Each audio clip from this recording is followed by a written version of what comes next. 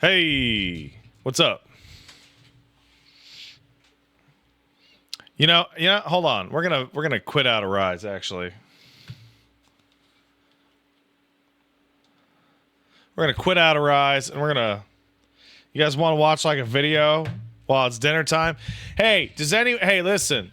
Paige made me a simple din-din, and she was like, hey, sorry, it's really simple. Does anyone want to guess how shit it looks?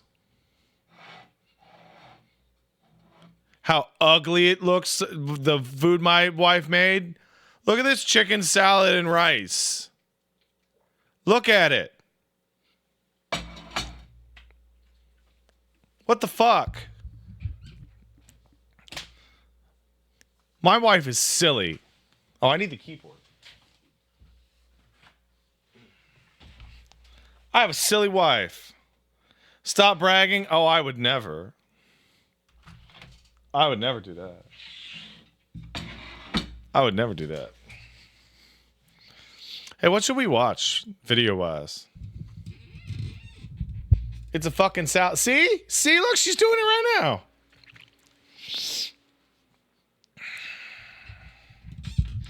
Give me a video to watch, fuckheads. I'm not watching Dracula Flow.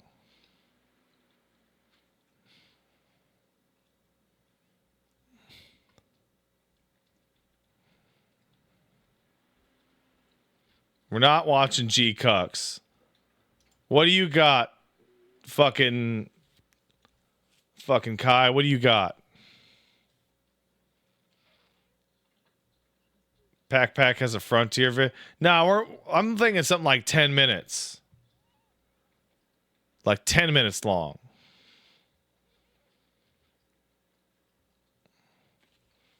Corey made a new video? Well, I mean, shit, that was easy. Holy fuck.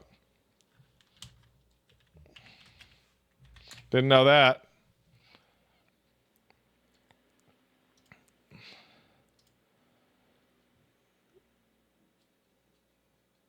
How to reduce salt? Oh my God. That's perfect. Holy shit.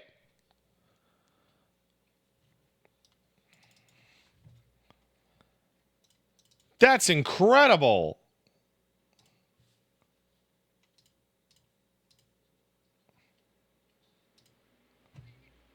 Let's fucking go. Let's fucking go, people. By the way, to those of you who are not aware, this is Core Gaming. Extremely good. Extremely high quality good videos, fighting games. Though I'm going to say reducing salt is actually like non-specific to fighting games. Here's the channel. Go to Core Gaming. They're good. Do it. They do good shit out there. Do you like making people feel salty? Yes! Oh, yeah, I love making other people salty. It's one of my favorite things. Like, especially when I can make someone's family salty. So, like, someone's family will travel to a tournament with them or something, and they're right behind them playing. I love that feeling when I beat them and I see them either crying or they sad or whatever the case may be.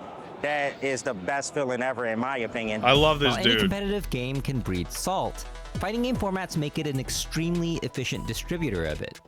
In the first year Street Fighter VI was at EVO, it had 7,083 competitors who paid to compete, and 7,077 of them got eliminated after losing just 2 best-of-3 sets. That's a lot of salty people gathered for just one weekend. An event like this is possible in a game where the length of a round is limited by a 99-second timer, and where a round can be over in seconds. What a round! Oh my god, that's a 10-second round! It makes one wonder if this is all just some cultish exercise in masochism or even sadism. That felt good, didn't it? Like feeling sour or bitter, feeling salty encompasses a range of negative emotions, and it usually comes when something is not going your way in the game. If you're beating yourself up for not doing better, you might feel shame or inadequacy. Good games, though. You played well. No, I dropped like multiple combos. You did. If you think your opponent wronged you somehow, you might feel anger or resentment. And if you think there's something wrong with the game or environment, You didn't might even feel show the whole despair clip. and frustration. I shouldn't come there and lose to the monitor or the PS4. You didn't even show the full Sanford clip. But if I lose to somebody with online infrastructure as part of the matchup, that's the thing that gets me mad the most. If being so emotionally affected by competitive gaming seems odd or even pathological, consider how people behave in traditional sports. In any competitive game, players will inevitably suffer some form of psychological pain, which sounds bad, but I like to think of it like the inevitability of suffering physical pain in a sport like soccer. Growth through adversity Yeah, where they go, is why we have my competition in the pussy, first place, my and pussy it's also hurts, why we have I coaches. broke it. But if you're like most people, you probably don't have a coach, and you're probably not going to get a therapist just because you hate Blanca. So is it possible to reduce salt on your own? The self-help book Feeling Good by David Burns claims that you can alleviate your anxiety, depression, guilt, and anger with a concept called CBT, not closed beta test, but cognitive behavioral therapy. It may seem like overkill to treat video game salt with a book designed to restore. Hey, just a shout out to anybody who is mentally ill in my chat, which is many of you. If you have ADHD or autism or ADHD and autism, CBT doesn't work on you. Don't bother. It is actively harmful. Just a heads up. Or people's will to live, but the same stuff applies, albeit with lower stakes. The core concept of CBT is simple.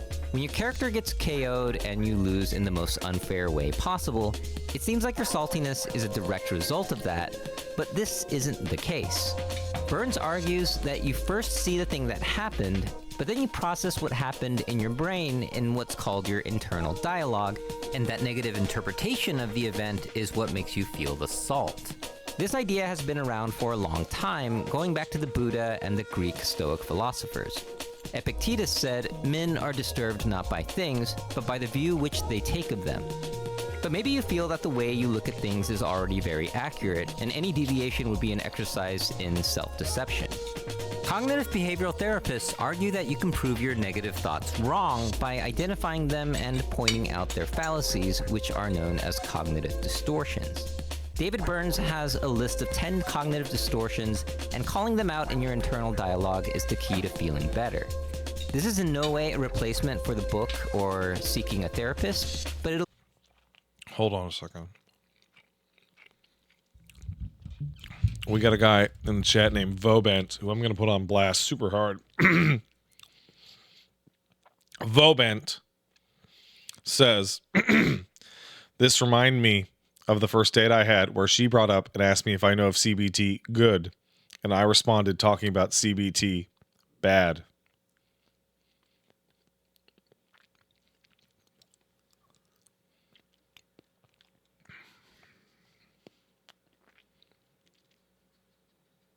Yeah, that's a miss. That's a miss. It'll give you an idea of how this stuff works, and maybe it'll save you from an embarrassing moment or two. All or nothing thinking. After getting eliminated from a tournament without winning a single match, your automatic thought might be, "I'm the worst." This is very unlikely to be true. At the same Street Fighter 6 bracket mentioned earlier, the number of people who did not win a single match was 2,657 players. But even if you took those players and had everyone play each other in the largest round-robin tournament ever, you would find a last-place finisher, but would that player be guaranteed to Oh be my god, worse I'm sorry, than Mint this guy? Cheerios. Holy Or shit. how about this guy? I don't play a whole lot of video games. Words like worst, Hooah! best, absolute, and completely are examples of all or nothing language, and while we casually use these terms all the time, Worst episode ever. most things are not black or white. All or nothing thinking is the root of perfectionism, the idea that any mistake means you're worthless. Not only is this untrue, perfect is an impossible expectation to satisfy, which means you'll constantly be disappointed until you realize that shades of gray exist. I'm going to let you know. I'm going to just shout out to that concept. This is what losers think. That's what people who can't crush it think. Because they lose. Overgeneralization. Shades This of is gray the false assumption that for just pussies. because something didn't go your way, it will never go your way. This kind of automatic thought often comes after getting rejected. Whether you get rejected after a job interview, a first date, or just asking to get next game, it makes no sense that the outcome will be the same every time because the people and situations are always changing. We are not living in Groundhog Day where every day is the same, and even if we were, changing your approach can lead to different results. Something is different. Which was the whole point of the movie. Anything different is good. The pain of rejection leads people to overgeneralize, and you even see this in-game. In Tekken, one of Kazuya's best moves is his Hell Sweep because it's too fast to block on reaction, but if it's blocked by a prediction or luck, he can be severely punished. You live and die by the Hell Sweep.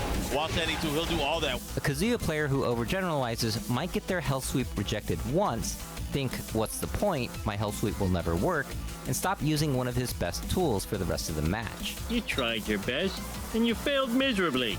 The lesson is... Never try. The best Kazuya players refuse to let this happen. Oh my god! Oh, I love beef! Mental filter. This is when you focus on one bad thing about a situation while ignoring all the positives and then claiming the whole situation is bad. Justin Wong is one of the greatest fighting game players of all time, but he's also known for one of the greatest losses of all time, Moment 37. You can't escape from it. While one could imagine how devastating this loss would have been, Justin didn't dwell on it much at all. So I don't think I got salty when like that moment happened. To us, it was like, that was good shit, right? That was wow. Like I'd never seen that before. The Daigo was Tuesday. I lost that set, but I was not salty because like ultimately in the end, Marvel Top 8 was after that Daigo parry. I won Marvel 3D free. That was his 4th EVO title in Marvel vs. Capcom 2. The way he lost in Third Strike was spectacular, but that didn't make his Marvel trophy suddenly disappear. When you filter out all the things you've accomplished and only think about that one mistake, you're making a lowlight reel in your head and putting it on repeat. Hey guys.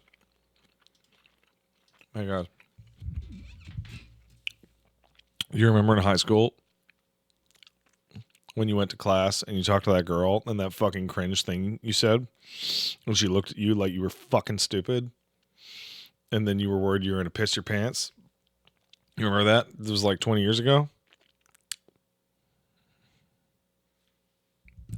Yeah, you remember.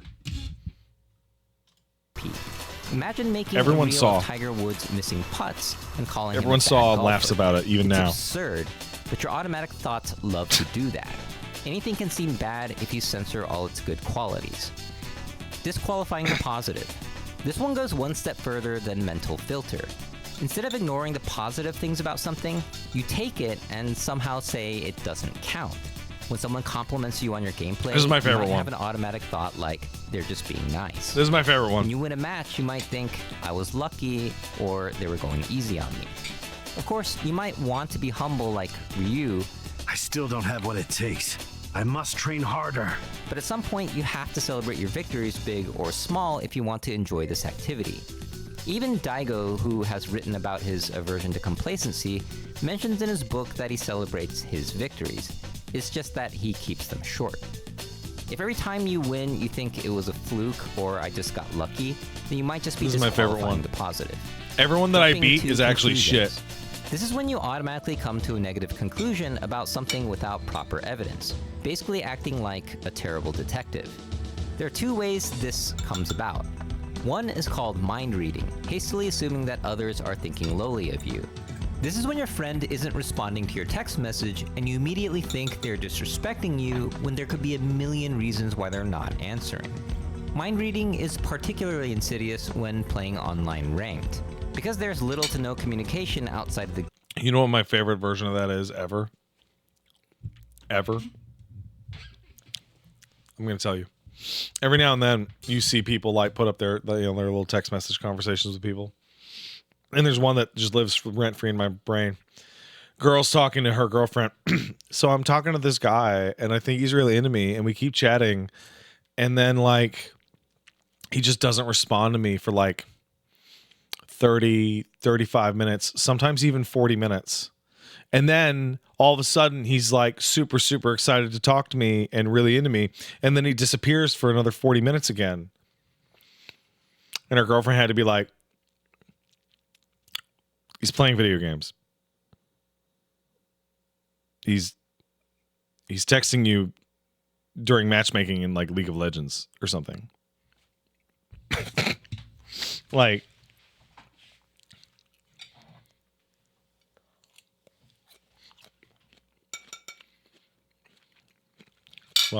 that's what's happening. Gameplay, it's easy to assume that your opponent has no respect for you even when they're playing their game just like you are. The only way you can know for sure what your online opponent is truly thinking is by having special powers. Let's talk about power. Real power. The second way to jump to conclusions is called the fortune teller error. This is when you become pessimist Nostradamus and predict unrealistically bad outcomes as fact. That's me! It's one thing to go to a tournament and predict, I probably won't get first place, but it's another to think, when I lose, they're all gonna laugh at me. They are! That's What's more real! realistic is that when that you does lose, happen to you'll be me! like over 99.9% of the entrants who will get eliminated in bracket. Fortune telling can be particularly distracting during a match. Something you often hear from the best players is not to think about the outcome of the match during the match. 게임을 하고 있는 도중에 다른 생각이 가끔 들 때가 있는데 그러면 보통 그 게임은 져요. 이거 져서 패자조로 가면은 다음 상대가 누구누군데 정말 힘들 것 같은데 어떻게 하지? 이런 생각을 할 때도 있어가지고 대회가 잘 될 때는 그런 생각 없이 그냥 게임에만 집중해가지고 잘 되는 경우가 많고. And that's gonna do it! Our first ever Tekken World Tour Tekken 8 champion is gonna be Barrel Rank 2! Every moment you think the thought, I must not lose, is a moment taken away from thinking about your opponent's next move.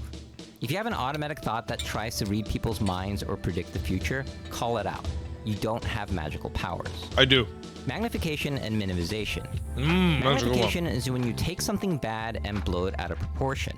And minimization is taking something good and downplaying its significance. A great example of magnification is when someone taunts you during a match. He did a taunt combo to Punk in Grand Finals of EVO? What's interesting about taunting in fighting games is that it loses its power to provoke if it has a clear benefit in the gameplay. Third Strike players expect others to use the taunt command because they know it gives characters various buffs. This is not disrespect. But in Tekken, the key charge is a move that buffs your next attack while removing your ability to block, so it's mostly useless. But it's now widely seen as a taunt even though it was designed as a move. What this all means is that for a taunt to be effective as a tool of psychological warfare, it must be useless in the game. For a useless thing to become a big deal, you need magnification, also known as catastrophizing. Oh my god! Knuckle dude! On the other I can end, you catastrophize minimize like the a motherfucker. significance of a good thing. I remember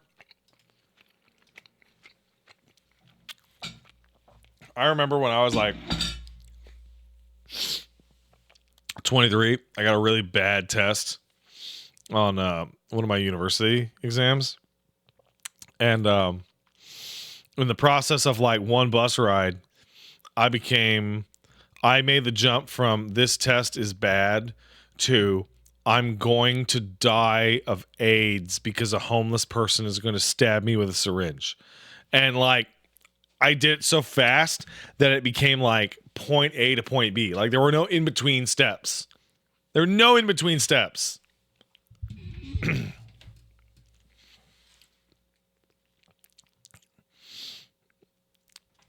It was like I got a bad grade. That means I'm gonna fail the class, and if I fail the class, then I'm gonna fail my semester. And if I fail my semester, then I'm gonna get kicked out of school. If I get kicked out of school, then my parents will be disappointed in me. And if my parents are disappointed in me, they'll kick me out of of the house, and if they kick me out of the house, I'm gonna be so depressed that I'm not gonna be able to keep my job, and if I can't keep my job, then I won't have a place to live, and then if I don't have a place to live, no one will want to stay with me because I failed my exams, so they're gonna be like, what a loser. And then I'm gonna be in the street, and I'm gonna be and I'm gonna be hungry, and I'm gonna be hanging out with people that are bad influences, and then one of the hobos is gonna have his AIDS syringe that he keeps, and he's gonna stab me because he doesn't like my face because he thinks I'm done because I failed my exam, and then I'm gonna have AIDS, I'm gonna die because I can't get help because I'm gonna home, and it's like it's just and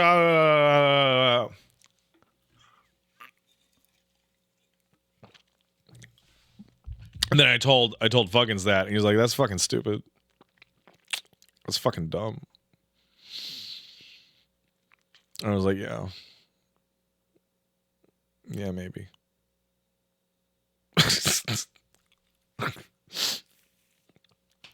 Like it's really interesting because you hit a certain point in your life, if you, depending on your personality, where you're like, I'll talk to Paige. I'm like, hey Paige, you know what I need from you right now? I need you to tell me that I'm being a dumbass. And she goes, no problem. She's ready. Common way of doing this is making your accomplishment seem smaller by comparing it to another accomplishment. Winning your first match in a tournament is a big deal ready. Until you tell yourself that it's not as good as making it out of pools. But you can be like this even if you win EVO 9 times. You can say it wasn't 10 times, and so on. If you can only hold L's and not take W's, of course you'll feel like you only lose. Emotional reasoning. This is when you think the way you feel is evidence for the truth of the situation.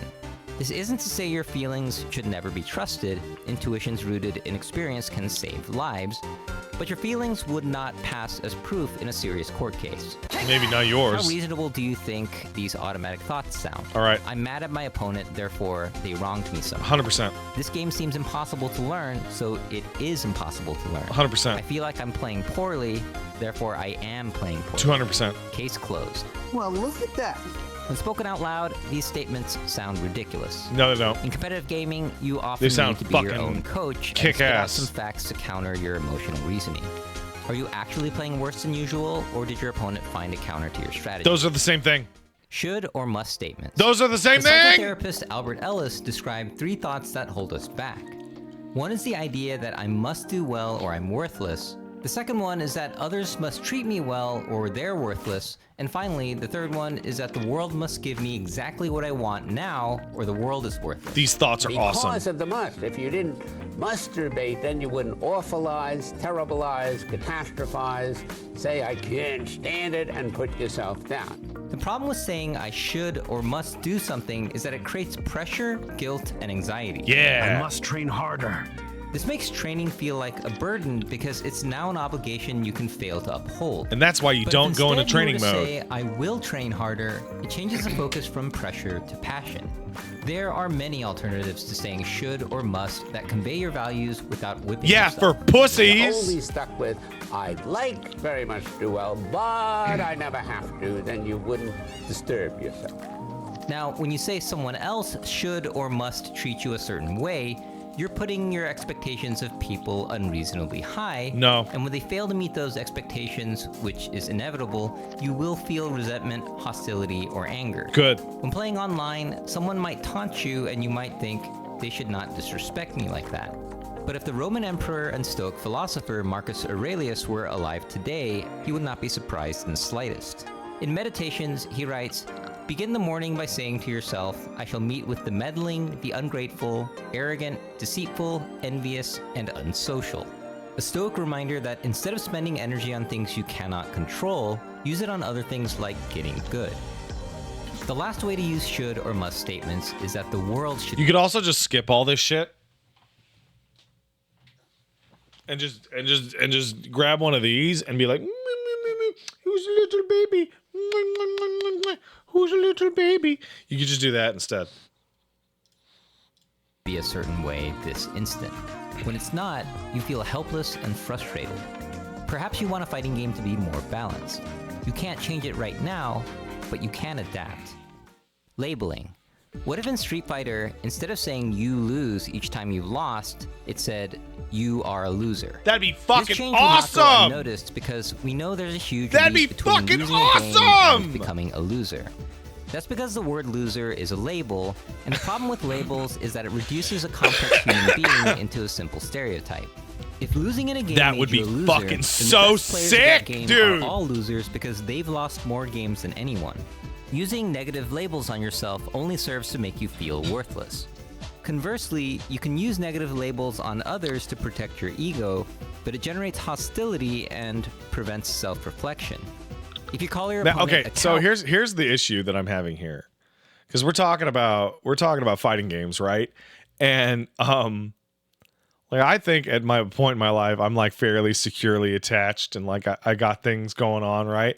And I have to be blunt, I am like violently powered by the negative emotions he is describing, like getting like fucking pissed and like attaching negative emotions to all this shit like gives me so much fucking strength. Like the idea that I would play Street Fighter and it says like player 2 is a dumb little baby bitch, I'd be like, "Ooh, yeah!" You know, I'd be like, "Woo!" It's on them to change, but if you call them a defensive player, it's on you. It might feel good to label others, but it won't help you win. That's hey. That's not true. That's just not true. That's labeling others does help you win. It does. That's real. Personalization. This is when you put way too much blame on yourself for a negative outcome. This can lead to guilt and even apologizing for things out of your control. I was playing against a player and I was about to lose the set. It was like a pretty close set. I played this character named Hawkman. He had the super that he could charge up to full charge and it would become unblockable. It's really bad. You have to be like asleep at the wheel to get hit by this. But I was like, wow, I'm gonna lose the set. I gotta make something happen. So I go for this really gimmicky setup and I win. And I'm like, oh my God, I am so sorry. It turns out when you lose in a tournament set, the last thing you want to hear is the guy apologizing to you. Being a stupid kid that I am, I was like, I'm sorry for saying sorry, and then it just like kept getting worse and worse. And then eventually one of my friends said it, Willie, he said they shouldn't call you wall jump man, they should call you apology man. Oh, that's good. I like that. Because taking accountability is respectful, and it's why when accepting a loss, we say things like, this loss is all on me, I didn't train enough, and I will work hard to do better next time. Listen, I'm sorry that I beat you. I thought you were good, and I played against you like you were a good opponent, and that was too much for you, and I'm sorry. But is anything really the result of one person? Imagine how strange it would be to win a tournament, go on the mic, and just say, this win is all because of me, and I deserve all the credit. Not a single person helped me in any way. People do that all the time! So thank me, and good night. It's Neither of these awesome! statements make much sense. Whether the one who loses can attribute the loss to anything else without sounding like excuses is another matter. But the truth is, no outcome, good or bad, can be entirely attributed to one person. I can't believe that's a real photo. Now that you've gotten an idea of the 10 cognitive distortions, you might have noticed a couple of things. A person who purposely tries to exacerbate your distortions is often called a bully, and someone who tries to fix your distortions are usually called a friend. Why is Matt LeBlanc here? Oh, fuck. You'll die by your own hand. But rarely do we treat ourselves like a friend when we have a negative automatic thought. That's a nice jacket you've got there. When you call yourself a complete failure, you're basically saying a villain character's win quote to yourself when you would never call your friend a complete failure who's in the same situation. Says you! This is fighting games. You know that's not true, man. Gerald, you know that's not true. You know, come on. You had fucking footage from Atlanta Tekken in here. You know that's not true. You would likely say something like, a single loss doesn't make you a failure, which is true, so you wouldn't just be lying to spare their feelings. Why not treat yourself like your own best friend when you have cognitive distortions? This is what David Burns calls the double standard technique, and it's powerful because it makes sense. Yeah, that makes sense. But even with ways to reduce salt, not everyone wants to be salt-free. Yeah! If you could press a magic button that made all your salt and negative thoughts go away, would you do it? No. No, I would never press that button. I would never press that button. Because sometimes, you know, we get motivated by salt. Never. I would People who don't die. get salty aren't winners, in my opinion. I don't think there's a I player would that die. don't get salty that wins. Every single player that y'all see win Street Fighter or NBA championship, NFL, Super Bowl, whatever the case may be, every last one of them, you can find extremely salty clips about them. So I think no one who wins anything in life is happy all the time. You know, it's just impossible. You have to have that little salt because that's like the competitive edge. If you don't have that, I feel like you can't really go far in You gotta be fucking competition. pissed! For me, salty is necessary for me to realize what's wrong. I want to Salty eat the itself, button. It's okay, not bad. It's up to you how to use it. So if salt is a fuel that motivates players to get better, then why are we trying to eradicate it? Thinking I'm a complete failure after losing means you have high standards for yourself. Getting angered by your opponent taunting you likely means you have a sense of dignity and fairness. When you personalize a negative outcome, even if it wasn't your fault, it shows that you are empathetic. So instead of a magic button, Burns suggests you think of it as a magic dial. For example, I'm a complete failure dialed down is I wish I did better, which serves the same purpose. I think this is without Rising making you Thunder overly music, by the way. upset. Man, it's good. By toning down the excess salt instead of removing it altogether, you can still do you while having enough salt to season your next victory. Use your salt from today to season your next victory. So the question remains, Oh, I like that. why play Ooh. competitive games Ooh, I that like put that. you through all this? Punk, yeah. I mean, he's got to feel some kind of way after that. What a crazy run. Ooh, that's so Because good. playing with others is a chance to learn about yourself in That's an so environment good. where mistakes are not life or death. He finally did it. You can say anything you want about this kid. He is an Evo champion, and you can never take that away from him. In the book, The Anxious Generation, Jonathan Haidt argues that children need to go out and play more with real people instead of being Wait, isolated what to the their fuck? That children need to go How did they get the out fucking and play more wheelchair with into the fucking... What the fuck? How'd they get the girl in the wheelchair in there? Hold on, let's fucking focus up.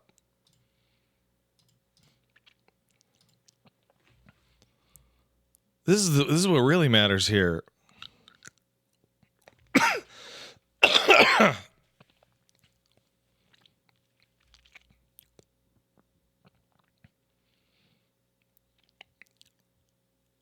What the fuck? Oh, okay. It's got a hinge.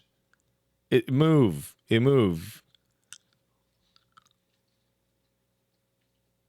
Okay, I see it. Okay, I see how you do it. It got a hinge. You whoop, whoop, whoop, whoop, whoop.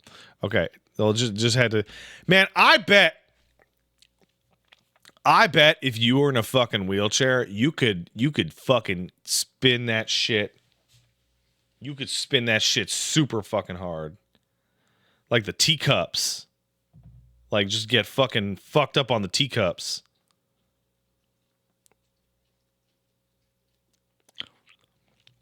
You get fucked up on those teacups. Hey, babe, I'll be there in literally 2 minutes. Literally 2 minutes. instead of being isolated to their smartphones and other screen-based activities. We have overprotected our children in the real world and underprotected them online. Yeah. He writes, it is an unsupervised Skinned child-led knees, play and where fucked children up best learn to arms, tolerate bruises, and black handle their eyes, emotions, read and other cool children's scars. emotions, take turns, resolve conflicts, and play fair. Kids Though got to he be left acknowledges alone the to do benefits of stupid, gaming, stupid he is shit that makes their skeptical that mom online pissed gaming off. could be as beneficial as hanging out with friends in the real world. I agree, which is why I think offline gaming is the perfect complement. This is where your ability to accept defeat and handle emotions is tested in front of real people. I would tell the salty guy, you know, that What about the kids that get their eyes poked out? So that's a rage. genuine thing. If you let kids play rough, a number of kids will die. and others will be maimed. But if you don't let any children play rough ever, you raise an entire generation of people that can't handle anything. They don't learn like all the little skills. Like I remember when I was like an adult, like 18, 19, I discovered like there's a huge proportion of people out there that don't know that being punched in the face is not the end of the world. And as a result, they flinch from conflict that gets a little heated when they will really need to stand their ground and tell people to go fuck themselves and stand up for themselves. And I don't mean get into a physical confrontation. I mean when somebody crowds you and gets all fucking aggro and shit, you need to be able to stand your ground because that's going to happen. It's gonna affect other players. Most of the people, when I told them that, you know, they tend to control their sword better. They're forced to control because they don't want to look bad, you know, as a human. And in that way, they slowly improve, but they start to learn how to control something which they never ever do. So it's what if a guy pulls out a knife? Then you fucking run your ass off. I realized it works very good and it became very healthy for the whole community.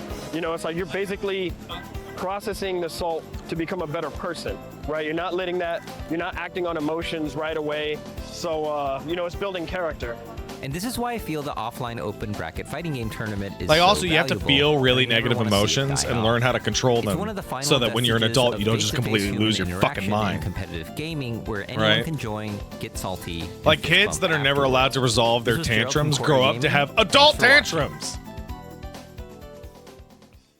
This video is sponsored by all you patrons and YouTube members who directly support this channel. It is greatly appreciated. Like I wasn't allowed to have a tantrum as a child. Podcast episodes, including and then I became an adult and had little baby tantrums. As well as extended interviews. Honestly, Paige saw me stamp my little baby feet. A problem and she laughed. Becomes physical. But you can still access the best bits of the podcast for free by checking out our new YouTube channel called The Core A Lounge. Hey, by the way, hey, Core A Gaming, incredible website. I didn't know about this new thing. That seems cool. I'll be right back. I gotta go help out the wife. See you in a second.